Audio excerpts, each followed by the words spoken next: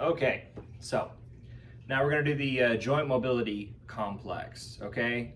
Any order is fine on these.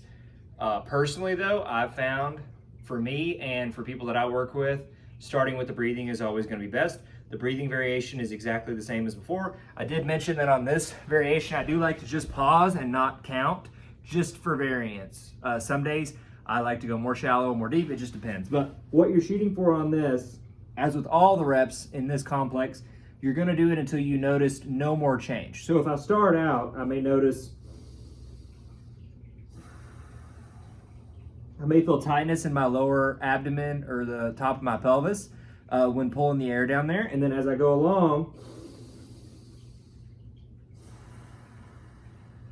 I may be able to start taking deeper breaths. Once I am not noticing any change in the depth of the breath I'm able to take, then I can move on to the next thing, which is the prying cobra. So for cobra, all push-up rules apply. You wanna make sure your hands are about the collarbone level, okay? And then as I push up, I wanna make sure my shoulders are not shrugged and my glutes are really flexed here. So I'm driving my hips into the ground and then getting my head tall and then wiggling around here. I can shift side to side, trying to stretch the hip flexors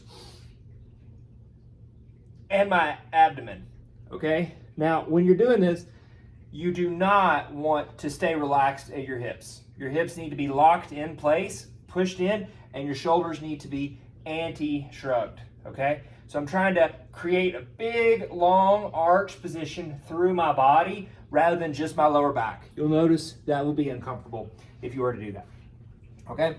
Then we get into a wrist sequence, okay? You'll notice this is gonna be very similar to the rocks we did yesterday. The emphasis though today is going to be on the wrist flexion. So as I go forward, I want to really try and extend over my wrist. Every time I go back though, I wanna make sure my back stays flat. So wrist, flat back, okay? Then we'll point our hands out and we're actually gonna rock side to side. Stay over the wrist for this. I'm getting some good pops there. For all these, you wanna make sure you're grabbing the floor with the hands. It shouldn't be passive, it should be a grab and using the strength of your hand to hold it there, okay? Then we rotate back and rock, okay? Now, you'll notice for these, I did flip my toes because this is just gonna add a little bit of extra mobility for the ankle if I switch over. So for this, I'm really pushing the elbow pits forward. I'm still anti-shrugging my shoulder. And for most people, they probably won't have as much range as me. They'll just move a little bit and that's totally fine. Then we set back and we do some wrist rolls here. There's all kinds of different stuff you can do. These guys are good too. Pulling down, stretching your fingers out as wide as you can, and then relaxing. All that is good stuff. Same thing as the breathing. Once you're not noticing any change, go ahead and move on. And then we get into neck mobility. You can do the wrist rolls and everything standing if this position is uncomfortable for you. This is just how I have my camera set up, so I'm gonna show you here. And also, a lot of times I will have people do it from this position. It adds a little bit more ankle stretching, okay? And toe stretching. So for the neck piece, I will put my hands behind my back and pull my collarbones apart. And then I'm just gonna look up and down. Tongue in the roof of the mouth, breathing through the nose only. Once I notice no change there, I'm gonna stay looking up and I'm gonna open my mouth as wide as I can. All right, and then I'll rotate to looking side to side here. As I go one way, I try to pull the collarbone of the opposite side back. Once no change, I drop an ear to one side and then an ear to the other side. So you're not just simply dropping the head over, you're actually pushing up the side that's going up. I'm gonna try to push the jaw up each time, okay? So that's neck mobility. Again, you can do that standing or in this position for a little extra ankle range. Speaking of the ankles, then we get into the ankle portion. So for this, you wanna cross over I like to lace my fingers in between my toes. Hopefully your feet are clean, don't smell for this.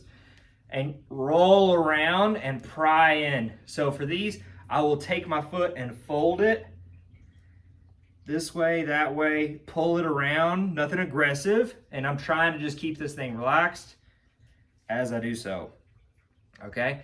You can also take the foot, fold it over this way, pull it back, and so on. Once you're noticing no change, switch over to the other one, and then go through there.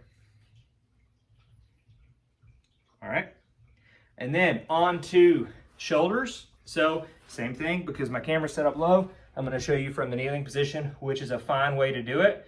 But if this is uncomfortable, just stand. So for halos, you take your hands, clasp them together. You are going to take your thumbs and trace as close as you can to the collar on your shirt, okay? And then here, push back, bring around, okay? Your shoulders should stay as low as they can the whole time. So I'm not intentionally shrugging up. I'm actually trying to keep the shoulders down the whole time. If you had a kettlebell, you could do this with a kettlebell. You can also do this from a tall kneeling position, but again, I can't see you if I do that, okay? And then last but not least, we get into the squat.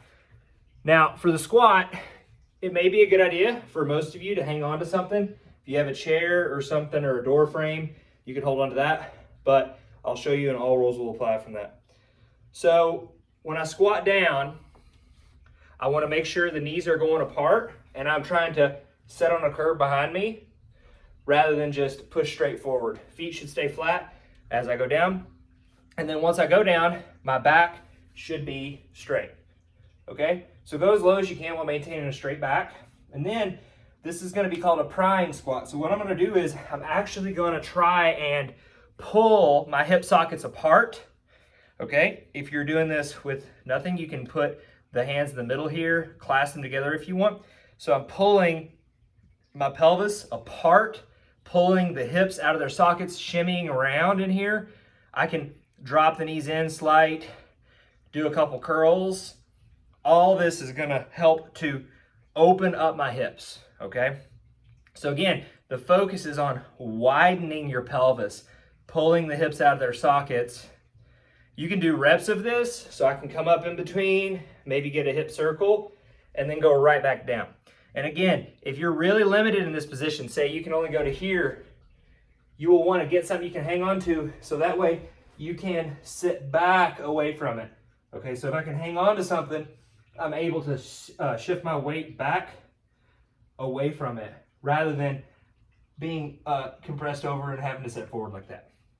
Okay, so same thing with the squat as with everything else.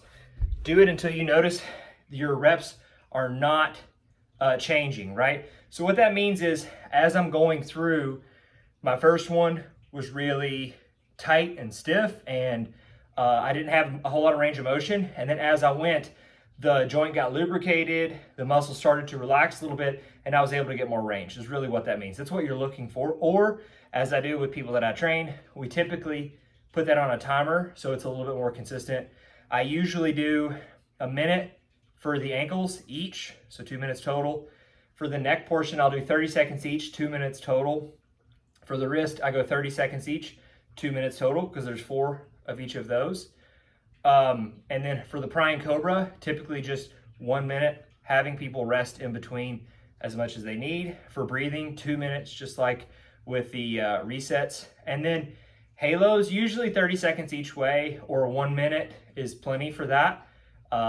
Some people may need more. If you have really tight shoulders, it may be a good idea to do a couple of rounds of that. And then the squat, usually 1 minute takes care of it. Some people need more. My advice, especially for the squat and halo, because shoulders and hips are really big areas, and they're going to require a lot of muscles to kind of loosen up to change those positions. It might be a good idea to do a couple of rounds of each of those, say maybe 3 rounds of halos, 3 rounds of squats, alternating, minute each, so that puts you at 6 minutes. Either way, it should take about 10 to 15 minutes total, or just go intuitively. This is also a fantastic thing to do after your session as well to cool down.